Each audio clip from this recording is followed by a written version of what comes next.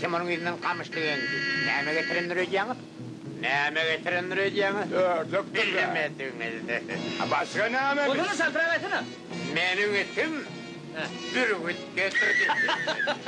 Hayvan var. Sıktırsan ama ayağını yerden yapar günler var. Meni goşanyny gözünden boşatdym ahyrı. Bihisle. Inen men gurrunmu dinle. Bir gayada äpet saklı koşturan eken. Men goşam alagadın yan goşu gümbülletdim oli.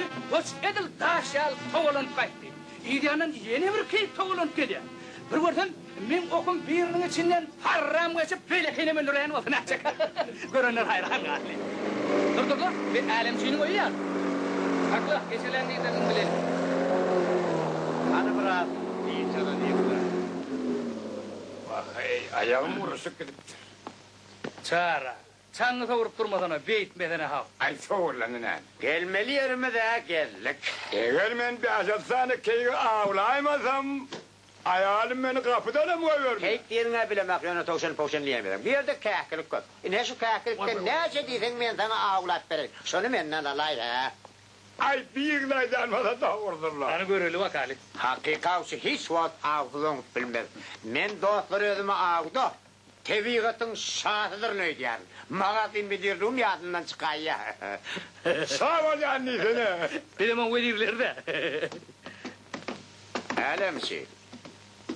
Hey alemsi. Ay hiç kim yok ya. Nereye yitirim? Anaydın dostlar. Sizinse ağaç için in esas zat neyme? Yetti göz. Şeyle der mi çare? Ay yok şovluk. Hem kolun berk bolmalı. Yok dostlar. Ağaç için in esas zat batırlıktır. Öme dostlar.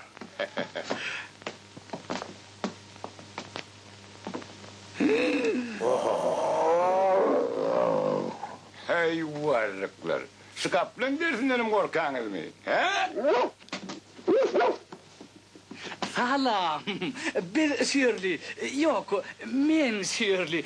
Bular gelmişek. Sıktırma menem. Nenem. Bir koyuyorsun. Başım ödeyini. Neme yürüyersin sen adam dost sağın. Gel dost bolali atlan. Hani öyle Tevigatın saati oldu. Bekmem. Deyim terim çiliği de yok. Sağ olsun. Han banda. Bir doğru değil ahır. Kaka, tavşancık bugün